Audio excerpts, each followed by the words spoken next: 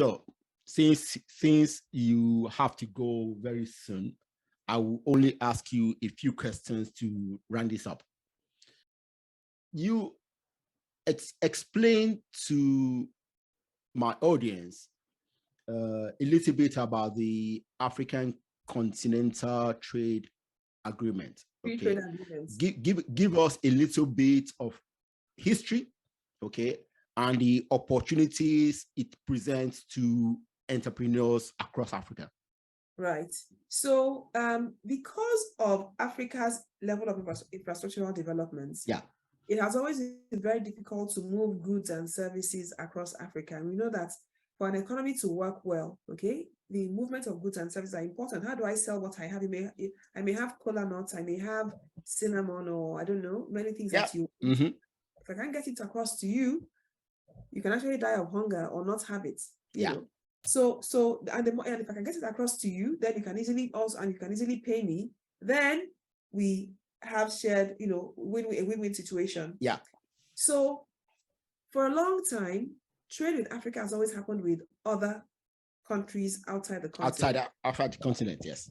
And because the countries outside the continent have been like the bigger bullies, to say this, to put it in a sense, they determine what they want to pay. And so they can say, I won't pay beyond this. And because you want to sell, you say, okay, at least you're buying something from me. Good. And African countries didn't trade much amongst them, between them. Amongst themselves, yes. Amongst themselves, because they, first of all, there were many borders. Yeah. And it was difficult to move goods and services because of the level of infrastructural development. Yeah. Okay? Now, the African leaders have come together to say, you know what, for us to strengthen Africa's economy, we have to be able to trade more, take advantage of ourselves, okay? We have different resources in different countries in Africa. Why can't we sell to ourselves and buy from ourselves? Yeah. To strengthen increase the market. Okay? Not only increase the market, but strengthen each other. And of course, increase the market, because if I'm selling, I don't know what, maybe let's take fashion, for example. Fashion is a $3 trillion industry. Yeah. If I'm a designer and I can sell my designs to other African countries, I make a lot more money. Yeah. And if those who buy from me sell to other African countries, they also make money. Yeah. So even the money within the continents, by buying from one another. So why are the Jews the wealthiest all over the world? Because wherever the Jews go, they form a community, and they buy and sell from each other, and they help each other. Exactly. Yeah. Okay? So it's a similar concept we're now trying to achieve in Africa, to say, look, we are 1.3 billion, okay, which, by the way, is the population of India alone. Yeah. So when they tell us lies that Africa is overpopulated, you know it's not true. The African continent is bigger. No, I need to say these things, because you need to know what the fallacies are, so we don't start working against ourselves. Because you find that, and I'm saying this because they make African governments spend a lot of money they can spend on maternal health care, on population, on contraceptives. Yeah. So you need to think, Africa, wake up. Don't kill your children. Your children are your future. Oh, no. We are not overpopulated.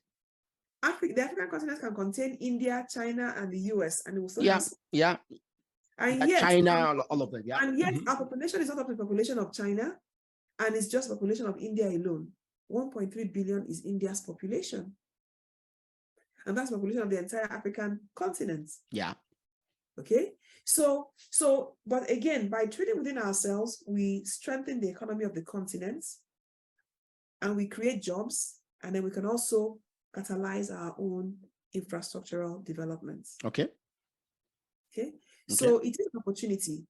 But then again, I wonder if we really understand it, because while we have signed the agreements to say trade in Africa, all the borders are still up. Yeah. For me to go to Kenya, I still need a visa. For Kenya to go, I still need a visa. So what's the point signing it? So there are lots of teething problems we're still going through, trying to get that to materialize.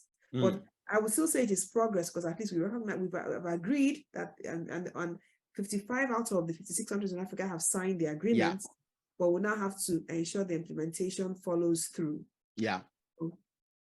It's normal for it to take a bit of time for it to really happen, because the EU also took 30 years to come to fruition. So, but I think we're on the right track by having this agreement signed and ratified, and hopefully as the years go by, it will actually become a so which one country is still holding out? Eritrea. Oh, okay. Okay. Oh, okay. Well enough not to be. Yeah.